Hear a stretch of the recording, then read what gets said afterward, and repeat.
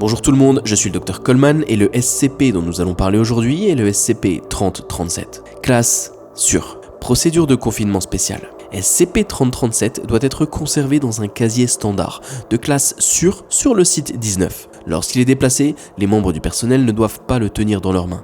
Il doit plutôt être placé à l'intérieur d'un chariot et conduit jusqu'à sa destination. Les instances de SCP-3037-A, créées pour un test, doivent être éliminées à la fin de chaque test. De plus, il ne doit jamais exister plus d'une seule instance de SCP-3037-A à la fois. Dans le cas où plusieurs instances seraient créées, toutes doivent être éliminées. Description. SCP-3037 est un modèle miniature de la cité fortifiée de Dubrovnik, en Croatie. Sa base est un octogone irrégulier, ressemblant à un carré de 9 cm de côté. Il est composé de plastique et peint à l'acrylique. Les personnes qui tiennent SCP-3037 sont désignées comme instances de SCP-3037-A. Les instances de SCP-3037-A croient être la véritable ville de Dubrovnik et ne parlent qu'en serbo-croate. Les tentatives de traitement de cet effet avec des amnésiques se sont révélées inefficaces. Les instances de SCP-3037-A ont aussi montré des changements physiques anormaux correspondant aux événements en cours dans la ville de Dubrovnik.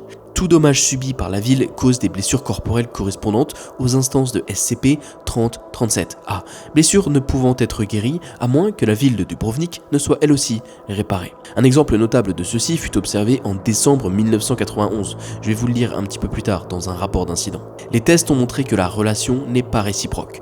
Des instances de SCP-3037-A peuvent être blessées sans causer de dommages correspondant à la vraie ville de Dubrovnik. Les instances de SCP-3037-A croient être les parents de SCP-3037 et de ce fait, ils montrent une réticence à le poser ou à l'exposer au danger. Si elles sont forcées d'abandonner SCP-3037 ou s'ils semblent endommagés, elles montrent des réactions similaires à celles de parents dont les enfants auraient été blessés. Plusieurs instances de SCP-3037-A peuvent exister simultanément à un moment donné et elles acceptent de déposer SCP-3037 à l'unique condition qu'il soit tenu par une autre instance. Même si ces instances ont la connaissance de l'existence des autres, elles ne montrent aucun signe d'angoisse. Si, par exemple, il y a 10 instances SCP-3037-A qui coexistent, elles affirmeront qu'il existe 11 copies de la ville de Dubrovnik, chacune d'elles étant parent de SCP-3037. Voici le premier rapport d'incident. Durant l'été 1988, un docteur, un chercheur du site 19, entama une période d'absentéisme.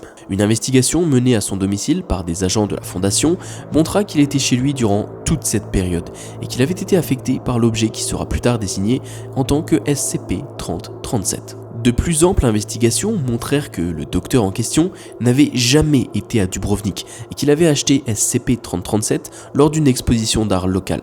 L'objet était à l'origine protégé et enveloppé et il ne l'a directement tenu qu'une fois sorti de sa boîte, chez lui directement. La société organisant l'exposition d'art n'avait aucun enregistrement d'un vendeur proposant de l'art inspiré par la Yougoslavie ou la région du côté dalmate. Puisque l'objet fut payé en espèces, évidemment, pas de chance, mais l'identité de l'artiste est inconnue. La nature exacte des propriétés anormales de SCP-3037 fut déterminée durant sa récupération, lorsqu'un agent de la fondation manipula l'objet après avoir placé la première instance de SCP-3037-A, le docteur en question, en confinement. Cet agent, à son tour, devint une instance de SCP-3037-A. Le confinement fut établi lorsque les deux instances de SCP-3037-A furent endormies à l'aide de tranquillisants et que l'objet fut transporté avec des pinces afin de le placer dans un casier standard de classe sûre. Voici un rapport d'interview 3037 avec le docteur en question. L'intervieweur, c'est un docteur, un chercheur du site 19. Le sujet, c'est une instance SCP-3037-A et au moment de l'interview, il y avait 6 instances de SCP-3037-A.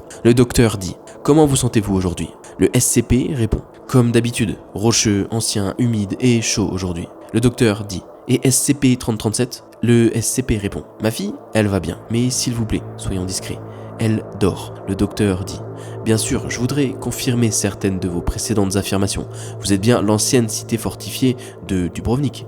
Le SCP répond « En effet, l'une des 7 Dubrovnik. » Le docteur demande « Pouvez-vous me dire comment une ville entière peut avoir des bras et des jambes ou comment elle peut se tenir à l'intérieur d'une seule pièce ?» Le SCP répond « C'est simplement ce que font les villes.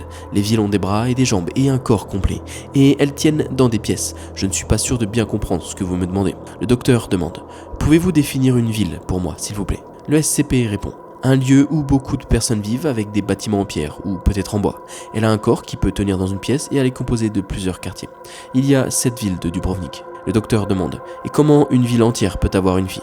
Le SCP répond « Docteur, j'espère que vous comprendrez ma pudeur, je ne veux pas répondre à cette question. » Le SCP continuera « Ma fille fut sculptée depuis mon marbre. C'est une question assez simple en somme, mais elle engendrera elle-même une excellente ville un jour. » Il y a un autre rapport d'incident, celui du siège de Dubrovnik, l'incident 3037 Alpha. Au début du mois d'octobre 1991, l'armée populaire yougoslave assiégea la véritable ville de Dubrovnik. À cette date, la fondation avait 15 instances de SCP-3037A en confinement. Durant le siège, chacune des instances signala quelques difficultés pour manger, des lacérations mineures se manifestant au moment correspondant aux véritables attaques dans la cité de Dubrovnik. Le bombardement de la vieille ville de Dubrovnik atteint son apogée le 6 décembre 1991, à presque exactement 6 h du matin, heure locale.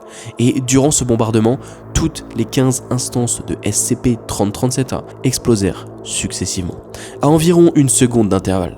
L'ordre dans lequel elles explosèrent correspondait d'ailleurs à l'ordre dans lequel elles furent créées. La première instance de SCP-3037A explosa avec une force relativement faible, mais chacune des explosions successives fut de plus en plus puissante. Et la dernière instance explosa avec une force équivalente à 1 tonne de TNT, créant des brèches de plusieurs chambres de confinement sur le site 19, résultant d'ailleurs de la perte de plusieurs membres du personnel. Il fut émis l'hypothèse que les instances de SCP-3037A ont une connexion anormale non seulement avec la vraie ville de Dubrovnik, mais également entre elles.